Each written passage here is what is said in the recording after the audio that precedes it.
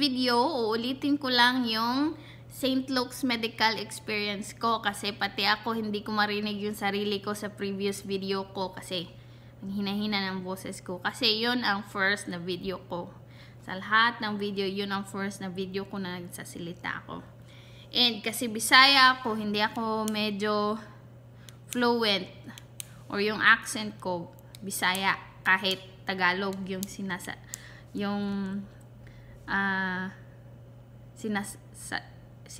ko. So, yan, uulitin ko yung video ko about sa experience ko sa St. Luke's.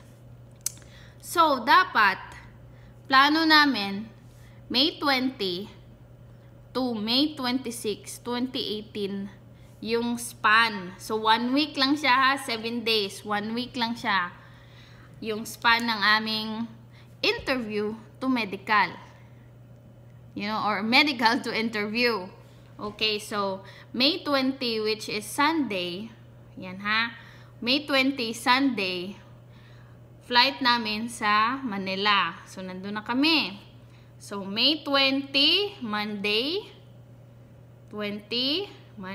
Tuesday, Wednesday, Thursday, pagka Friday, interview. Yan ha, Monday, medical, Friday, interview, tapos pagka Saturday, uwi na kami sa Jensen. Ayan. Pero ang daming nangyari. So, yung first na, so nandun na kami May 20, so 3 AM, Monday. Punta na kami sa St. Luke's. Ayan. Pero ang dami-dami ng tao, 3 AM in the morning, so Monday. So, sa St. Luke's pala, first come, first serve siya kahit meron kayong interview confirmation, okay? Kahit nagpa-schedule kayo sa St. Luke's. So, first come, first serve pa rin siya. So, even meron kayong schedule, agahan nyo kasi grabe yung pila. Tapos, kung maaga kayo, maaga din kayong matatapos. Kasi mabilis lang yung process doon sa loob. So, ayan, 3 AM, nandun na kami. And then, 4:45, nandun na yung guard. Okay? Nandun na yung guard. Tapos, pinapila na yung mga taong nakapila doon. Pinapila na sa guard. So, kung sino yung nauna, yun ang kukuna ng mga requirements. So, first requirements. Ayan. First requirements, yung passport. Okay? Yung passport mo na valid at least 1 year. Yung ibang passport kasi mag-expire na. Pero yung passport ko, valid until 2020 or 2021. I'm not sure. So, passport. Okay? And then, photocopy ng passport mo. So, advice ko sa inyong lahat ng mga documents nyo, original man yan o hindi, mag-photocopy kayo kahit 5 times. Okay? 5 times or 10 times. Ayan. So, passport, yung original, ito. And then, yung photocopy. And next, itong St. Luke's. Ayan. Yung St. Luke's. Yan. Yung St. Luke's na confirmation schedule nyo. Ito yung schedule natin sa St. Luke's. And then, number 2 is yung interview appointment confirmation. Ayan. And then, number 3, yung NVC. Ayan, NVC letter natin.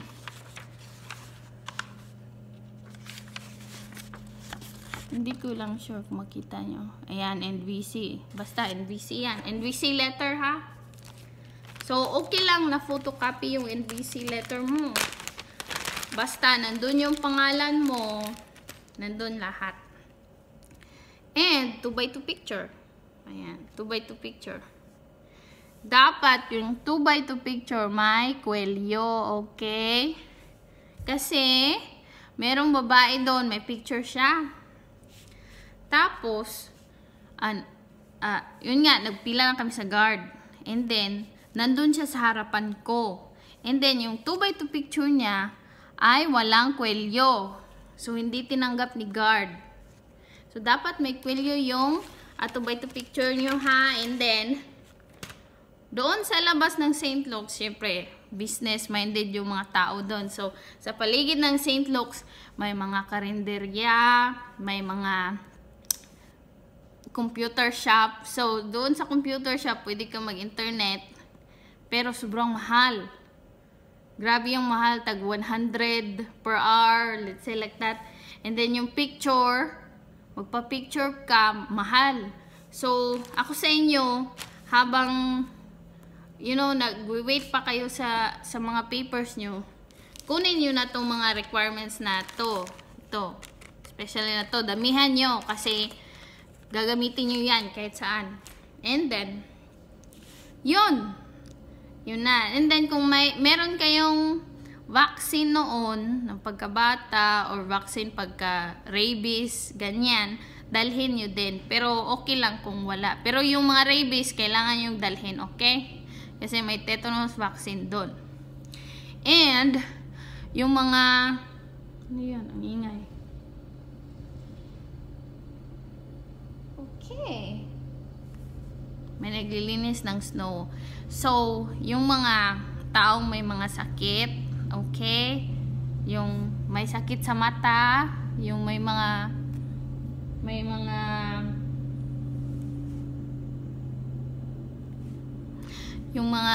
katarak, tapos may mga iniinom na gamot. Kailangan yung dalhin yung mga gamot nyo, ha? Okay? And then, yung high blood, diabetes, lahat ng sakit na may tinitake kayo na gamot everyday. Dalhin nyo yung gamot nyo, and kasi doon sa St. Luke's, kukunin nila yun, tapos isusulat yung mga pangalan ng gamot. And then, guys, about nga pala dito sa St. Luke's, dito sa confirmation natin, sa schedule natin sa St. Luke's, pwede siyang walk-in ka. Walk-in na that means walk-in na pwede ka doon may form sila ng St. Luke's, you know. So, pwede ka doon magsulat. Pero, malilate ka. What I mean is that mahuhuli ka sa pila kasi ang dami nito at I think 2 pages, yeah. And confidential yung mga nakasulat doon. And sa may mga anak, 'di ba K1 tayo. Sa may mga anak, K2 ang tawag sa kanila. So, separate yung form ng kanilang registration sa medical sa St. Luke's. So, ako, meron akong form. Yung anak nyo, meron silang form dapat. Kasi doon may babae, sabi ko sa kanya, you know, based on my research, nagtingin-tingin ako, kailangan yung anak mo, meron siyang sariling form niya sa St. Luke's, yung online registration niya sa St. Luke's. Pero hindi siya naniwala sa akin. Naniwala siya doon sa babae na may anak din na hindi niya ni-register yung anak niya. So nangyari sa kanya, kasi ako number 8 yata ako sa pila noon nung umaga. At siya, I think number 3 sa pila. Pero sabi ko sa kanya, kailangan mo siyang, kasi nag-uusap kami doon, maraming mga tao doon. Sabi ko sa kanya, kailangan mo siyang kunan ng sarili niyang registration, tas 2 pa yung anak niya. Ayan, tapos nahuli siya. Hapon na siya natapos. Kapag may kulang ka, kahit isa doon sa requirements na kailangan sa St. Luke's, you are not allowed to go inside the St. Luke's. So sayang lang yung pera mo na ginastos mo. So kailangan kumpleto yung mga requirements mo bago ka magpa-schedule. So, ayun na. Nakapasok na ako. So doon, sabi ko nga, first come first serve, 'di ba? So kay guard, binibigyan kayo ng number. So bibigyan tayo ng priority number. So I think dahil doon sa unahan ko, I think naging number 5 ako. Yeah, naging number 5 instead number 8 or something like that. Kasi yung mga sa unahan ko, kulang-kulang yung mga requirements nila. Kundi kulang-kulang, mali-mali. Ayan. So, kailangan yung i-check palagi yung mga requirements nyo. So, 6 AM, nandun na kami sa loob. So, maraming upuan. So, it's okay. Tapos, so, 4:45, so, pinapasok na kami. And then, nag-wait kami na until 6 AM kasi yung mga employee ng St. Luke, 6 AM pa. And then, yun nga. So, nagpalipas muna kami ng oras. And then, 6 AM na. So, may doon sa first floor, maraming counter. So, tatawagin yung pangalan mo. Yun, tinawag yung pangalan ko. And then, kinuha nung babae lahat ng requirements ko, including my passport. Yun, lahat. And, tinanong niya yung full name ko. And,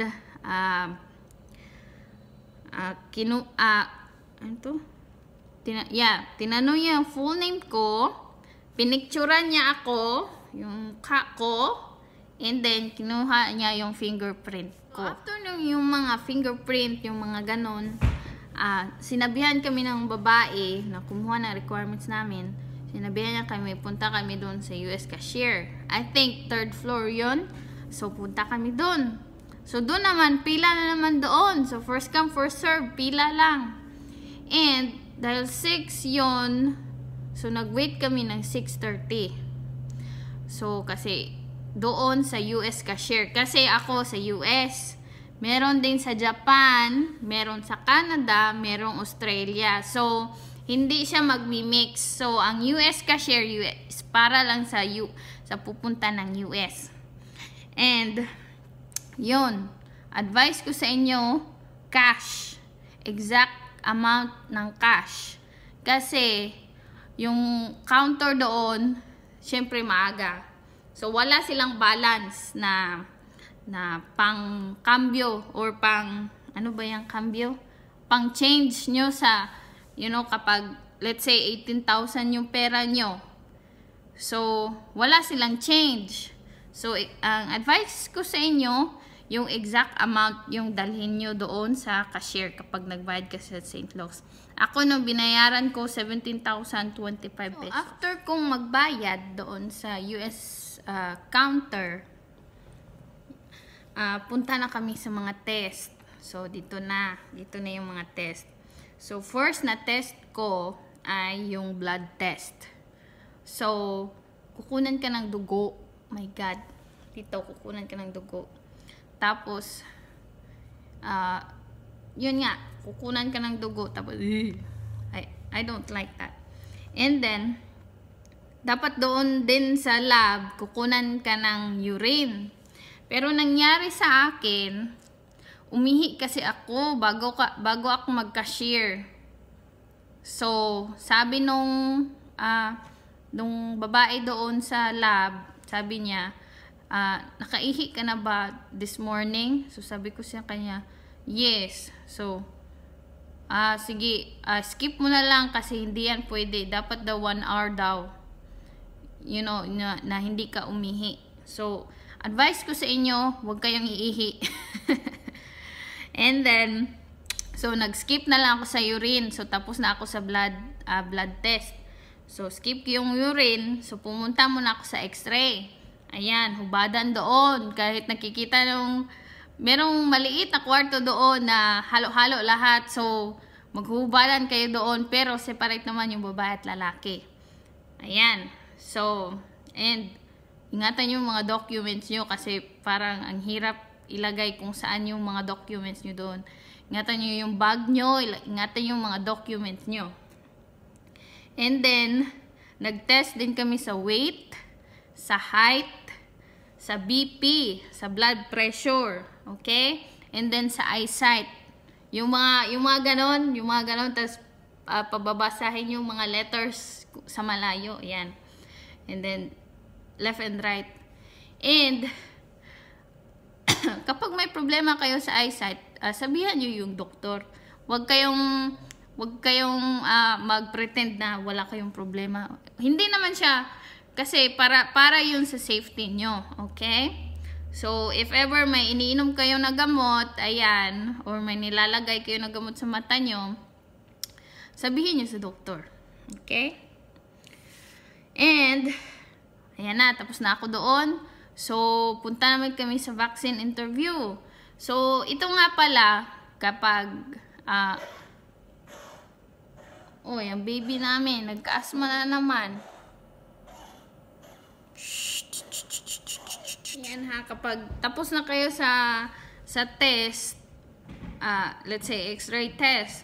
So, sasabihan kayo nung babae, na sige, punta ka dito sa blood test or punta ka dito sa blood pressure test. So sasabihan kanila kung saan kayo pupunta. So yan, madali lang, mabilis lang yung process, and then maghihintay lang kayo ng tawag ng pangalan nyo. So be alert kapag nandun kayo sa St. Luke's. Huwag kayong cellphone. And bawal doon yung nagbi-video. Okay? Ayan, nag-proceed ako sa sa vaccine interview. Ayan. So sa vaccine interview, dahil ako January 2018, meron akong rabies vaccine kasi nakagat ako ng pusa. So dinala ko yung rabies vaccine, yung original, and then 5 photocopy. Ayan. So, pero hindi naman niya kinuha. Pero, sabi ko sa kanya, nagka-tetanus vaccine ako. Yun. And, kasi sa St. Luke's, meron kang 4 na major na ituturok sa iyo. So, before ka pupunta ng US, meron kang 4 na vaccine. So, what I know is that yung flu vaccine, measles vaccine, Tdap, kasama na doon tetanus, and then chickenpox. So ako, chickenpox. Yan. Tapos ang dami kong mga I don't have the perfect skin. So ayan. So doon din sa vaccine interview, kasi kapag let's say pregnant ka, or sa advice ko sa inyo, let's say nandun yung fiancé nyo or yung asawa nyo, okay, so let's say you had an intercourse. So kasi magwo-worry ka talaga kasi let's say hindi mo alam na buntis ka, tapos magba-vaccine. You know? So, kailangan yung mag-PT or mag-pregnancy test bago kayo pa-schedule. Okay? Kasi, baka mamatay yung bata. Yeah, true yan siya. Mamatay yung bata dahil sa dami ng vaccine. Yan. So, tanong din ng doktor, may anak ka na ba? Yan, tatanungin niya yan o paulit-ulit. So, meron ka bang major operation? So, one of your major operation is kapag anak ka na, yung hiwa ng tiyan. Cesarean. Yan, cesarean. Kundi yung mga accidents, yun, yung mga major operation. Kung meron kang sakit, tapos nagka-operation ka, yun, mga yun. And then, kung may high blood ka ba, if you have high blood pressure, dalhin nyo yung gamot nyo. Okay? Or mga reseta nyo. Kasi, yung doktor doon stricto and kapag wala kang gamot, bibigyan ka ng reseta ng doktor. Kundi, ang sasabihin niya, punta ka dito sa hospital na to. Tapos bibigyan ka niya ng referral.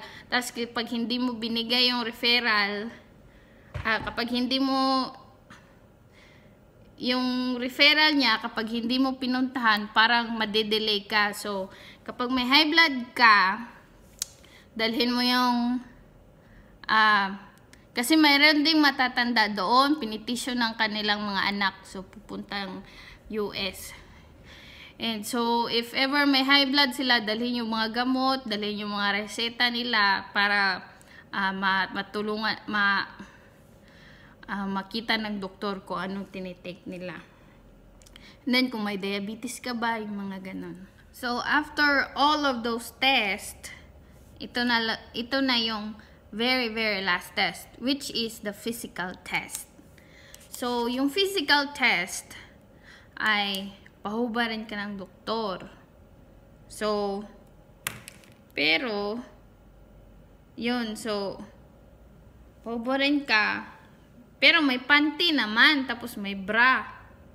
Sabi nung iba, hubad lahat. Pero, maybe those are their experience. Pero ako hindi naman. Sabi ko sa doktor, pati yung underwear doc, at lahat ng underwear, hindi na, okay lang yan. So, yun, hindi ako hindi ako naghubad ng todo. So doon, chinek niya yung chan ko. So, grabe yung press niya. Tapos, ang sakit ng, I don't know, hindi ko alam kung anong hinahanap niya doon. Tapos, nung pinrest na yung chan ko, pinatigas ko yung chan ko kasi nakikiliti ako, tapos masakit. So, sabi niya, relax ka lang, relax. Tapos, tawa siya sa akin. Tapos, sabi ng iba, stricto daw. Pero, hindi naman. Lahat naman doon, walang stricto sa akin doon. Walang stricto, mabait sila lahat. And, akala ko mayroong yung iprepress yung breast mo para doon sa, parang mammogram. Ano ba yan? So, para sa breast cancer. Pero, hindi naman, wala sa akin ganun. Maybe, depende sa doktor. So, pero sa akin, walang chinek sa breast ko. Pero, grabe yung press niya dito sa lymph nodes. And ako noon, nung time na yon, parang masama yung pakiramdam ko. So, grabe yung press niya dito. Parang ang sakit. Parang magaganyan yung ulo mo kasi sa press niya. And then, tinanong niya yung mga peklat ko. So, may peklat ako sa paa. Tapos, sinabi ko sa kanya kung yung reason bakit nagka-peklat. And the most important peklat is in here. Okay? The most important scar is in here. Meron naman tayong mga line talaga dyan. Pero, yung peklat ng suicide scar is very, very visible. Kasi, iba talaga yung suicide scar. And kapag nag-suicide scar kayo, meron kayong suicide scar, ang mangyayari, madedelay kayo, and iproproceed kayo ng doktor sa psychiatrist. So, kailangan nyo i-refer niya kayo sa psychiatrist. So, madedelay kayo. I-refer kayo sa psychiatrist, bibigyan kayo ng date kung kailan kayo pupunta sa psychiatrist at kung kailan kayo babalik sa kanya. Excuse me. So, yun nga. So, doon, kapag hindi kayo nagpunta sa psychiatrist, walang mangyayari sa medical nyo. So, yeah, very important yung mga ganun. Tapos, meron akong nakausap. Kasi yung tatay niya, naputulan ng isang kamay. My finger. One of his fingers, naputol. Kasi nagka-aksidente daw siya noon. So, yung tatay niya, parang siguro nahirapan siya magtagalog. Tapos wala siyang kasama doon sa interview. Tapos matanda na siya masyado. Hindi niya ma-explain kung bakit naputol yung finger niya. So kawawa yung matanda. So nirefer siya sa psychiatrist. So yun. So advice ko sa inyo, sabihin nyo lang yung totoo. Okay? Sabihin nyo kung anong nangyari. Sabihin nyo talaga yung totoo kasi kapag hindi nyo sinabi yung totoo, kayo rin ang mahirapan. Kasi sa interview, pare-pareha lang yung mga tinatanong nila. So, tinanong din doon sa physical test yung umiinom ka ba? Do you drink? So, if you drink like once a week or occasionally, sabihin mo lang wala. I don't drink. Kasi I feel yung nagdi-drink talaga or umiinom, yung mga araw-araw umiinom, palahubog, yung mga ganon. So, kapag nag-inom ka naman talaga ng occasionally lang kapag may birthday, tapos isang baso lang, sabihin mo na lang na hindi. Tapos kung naninigarilyo ka ba, yung mga ganon. Pero ang disadvantage siguro ng paninigarilyo, makikita doon sa x-ray. Yan, disadvantage yun. Yun, tapos kung may anak ka na ba, nagkaanak ka na ba, or buntis ka ba ngayon. Yun mga paulit-ulit na sinasabi ng doktor. So, after ng lahat ng test, kasi yung physical test yung pinakahuli. So, after nun, punta kami sa counter, pinakalas. So, sabi ng babae, sige, balik ka tomorrow. So, again, Monday ako nagpa-medical. Okay? So, balik ka tomorrow. So, balik ka Tuesday. So, first come, first serve again doon sa sa pagbalik, But before that, diba, nagbayad tayo sa cashier. So, meron tayo nitong yung St. Luke's Medical na ating resibo. Yan. So, dalhin nyo itong resibo nyo, tapos punta kayo doon sa pagbalik nyo pagkabukas, dalhin nyo yung resibo. Lahat ng requirements dalhin. And then, bigay nyo to sa guard kasi is-scan ni guard itong resibo. Ayan. So, nagpila na kami. So, meron akong na-meet na babae doon, taga Jensan. So, sabi nung babae, na-sputum daw siya, na-undergo siya ng sputum test. And, 2 months na. So, yun ang pagbalik niya. So, na-delay siya. At yung araw na yun, na-meet ko siya, yun ang pagbalik niya sa St. Luke's. So, nandun na kami sa guard. So, grabe yung kabado ka doon sa part na yun kasi si guard ang magde-decide. Hindi naman si guard magde-decide, pero nakay guard yung kung saan ka pupunta.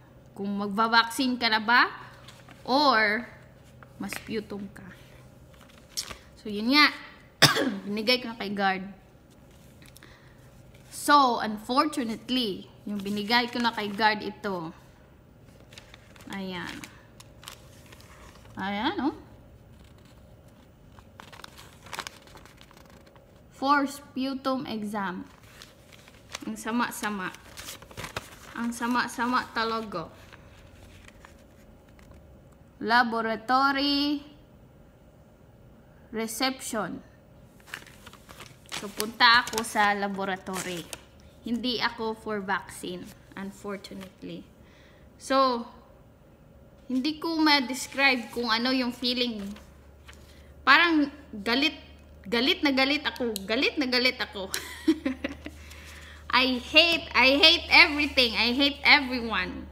Galit na galit ako. Tapos, yun nga, nag-sink in na lang sa akin after few minutes na, yun nga, wala na akong magagawa kasi for laboratory ako, for sputum test ako. So, parang mangiyak-ngiyak ako doon, pero ayaw kong umiyak kasi nakakahiya. So, yun nga, binigay namin sa babae doon sa laboratory ito, yung resibo namin na for sputum. So, binigay namin sa kanya. So, naghintay muna kami kasi sobrang aga nun. So, ang nangyari, na-explain niya sa amin. So, explain niya. So, ang explanation niya, ma'am, for laboratory kayo kasi po, merong nakita sa x-ray nyo na spot or scar. Kahit gabuhok lang daw ang nipis ng scar nyo, i-consider daw nila na abnormal. Yun nga. So, abnormal daw. So, blah, blah, blah, blah, blah, blah.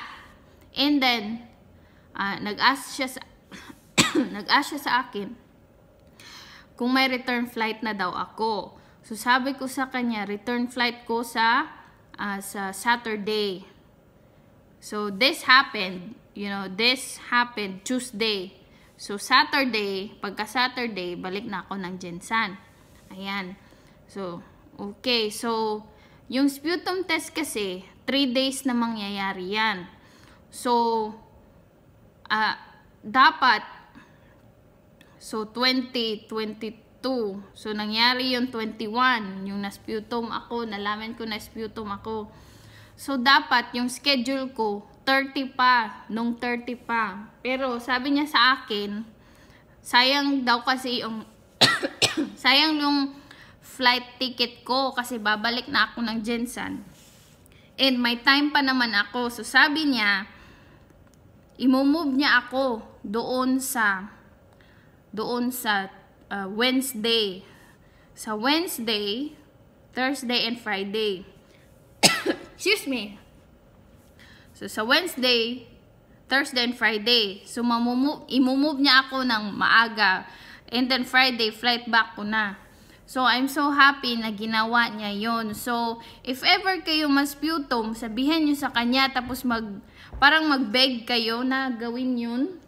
Para hindi kayo babalik ulit. Kasi ang layo. Swerte lang yung mga taga Manila, pero para sa akin, nasa very south ako ng Pilipinas. So, sabi niya sa akin na, sige, move natin. So, pagkabukas, mag-sputum ka na. Ayan. So, ayan na, mag-sputum na. So, dinala ko rin lahat ng requirements ko. And then, doon sa sputum, grabe yung pila, parang sobra 500 yung tao doon. So, kapag na-sputum kayo, dapat sobrang aga nyo. Ako 3 AM ako doon, pero sobrang tao na. And then yun, nagpila na. And then si guard,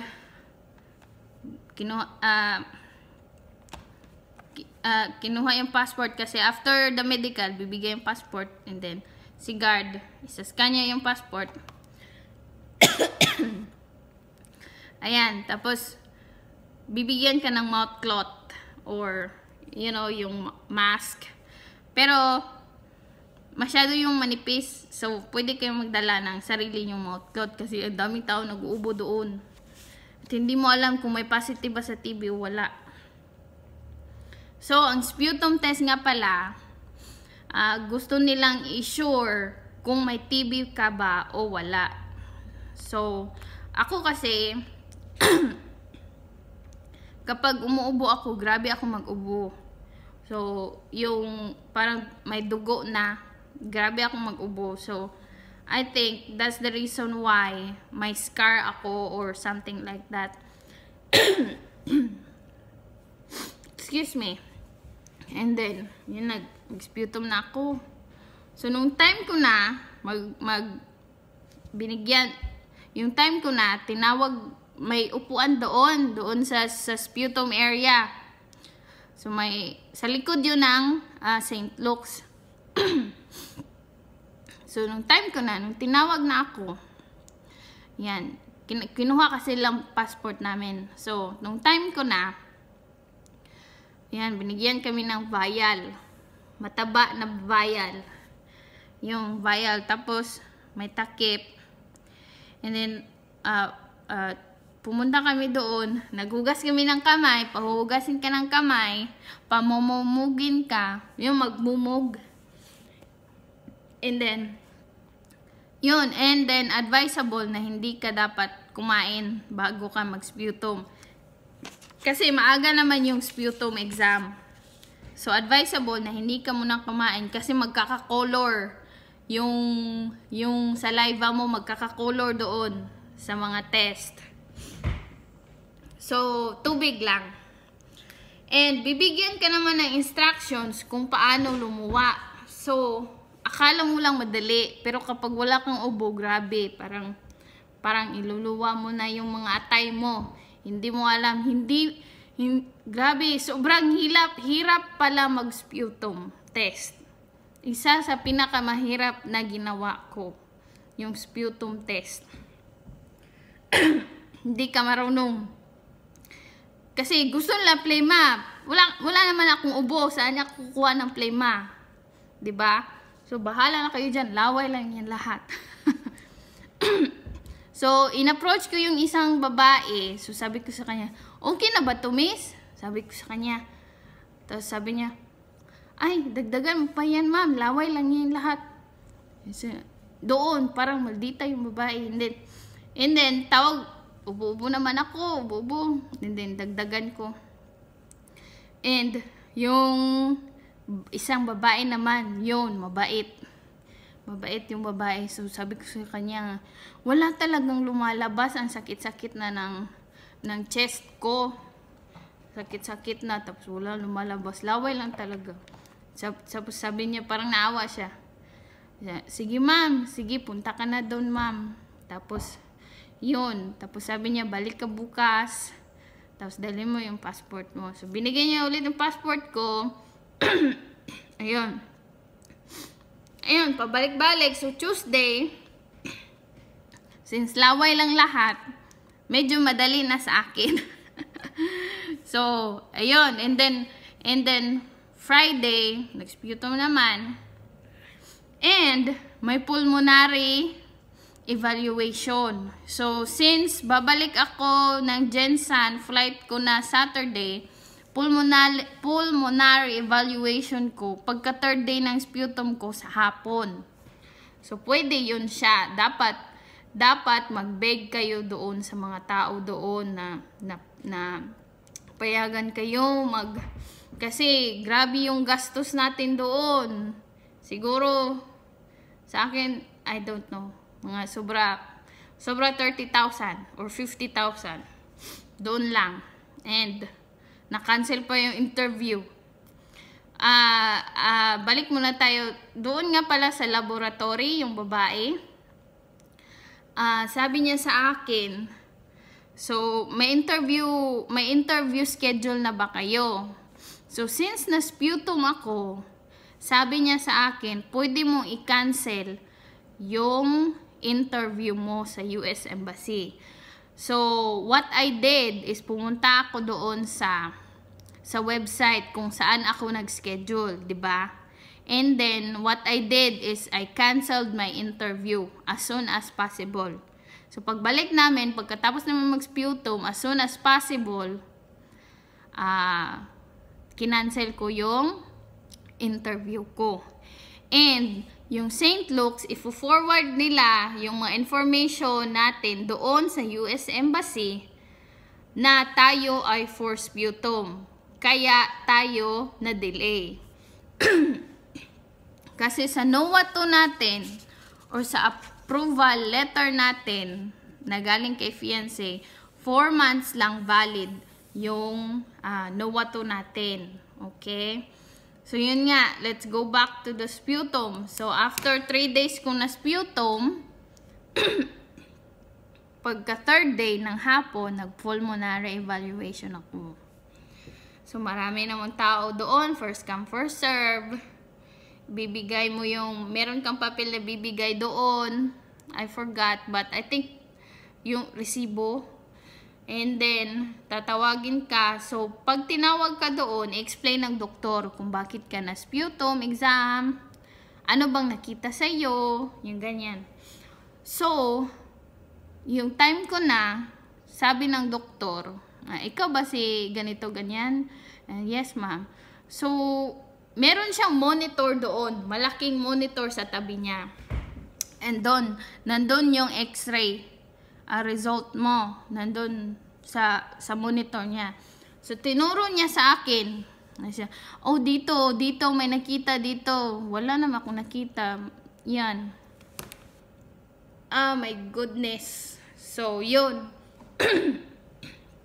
So, tinanggap ko na lang na madidelay ako ng 2 months. So, 2 months ka. Once na sputum test ka, automatic na delay ka ng 2 months. Okay? So, after sa evaluation ng pulmonary, malalaman mo doon yung 3 days result ng sputum mo. So, sabi niya sa akin, o dito, first day, negative, second day, negative, third day, negative. So, negative lahat yung pulmonary evaluation ko sa sputum test. Yun. So, malalaman nila agad kung wala kang TB. Pero, ano ba yung purpose ng 2 months? Ang purpose ng 2 months, kasi daw, i-culture yung samples na binigay mo for 3 days. So, tutubo daw yung TB, tutubo yung TB virus sa spit mo within 3 weeks to 8 weeks. So, yun ang 2 months. So, hihintayin mo yun. So, once na sputum ka, automatic ka na 2 months delay. Okay? So, yun nga. And then, yun, tapos na ako. So, balik kami ng Philippines. Balik kami ng Gensan. Yun. So, nag-wait kami ng 2 months. Tapos, bibigyan ka pala ng papel ng doktor doon. Bibigyan ka ng papel kung kailan ka babalik sa St. Luke's. Yung iba, nag-wait sila ng nag-wait ako ng until 6 weeks. Until 6 or 7 weeks bago ako nagpa-reschedule ng interview ko sa St. Luke's. Nag-reschedule ako. Katulad rin ng pag-schedule natin noon. Kung paano tayo nag-schedule noon, ganun din. Okay? So, yun nga. So, pagbalik ko doon sa St. Luke's, pagbalik ko, yun, wala nang other test. So, nag-interview lang ako sa doktor. Ayun, tapos, sabi niya sa akin, oh, tapos ka na pala, okay naman pala lahat itong mga test mo noong around 2 months. So, okay naman pala. So, punta ka doon sa vaccine, sa laboratory, so, ganon. Pagbalik ko na ng 2 months, nagbalik na ako sa Manila. So, sabi niya, okay naman lahat. So pwede ka na mag-vaccine. Yun, pwede ka na mag-vaccine. Yun, so, if you want to watch my vaccinations,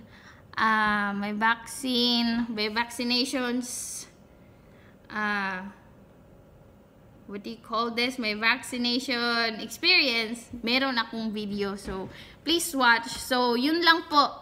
Sana naintindihan nyo. And then, I could, pwede ako mag-answer ng mga questions nyo. Pero advice ko sa inyo, dalhin nyo lahat ng requirements. Dapat ready kayo. Okay? Tapos, bago kayo magpa-schedule o magpa-interview, or anything, dapat kumpleto na lahat ang requirements nyo. So, thank you for watching. I hope you find this video informative. Thank you.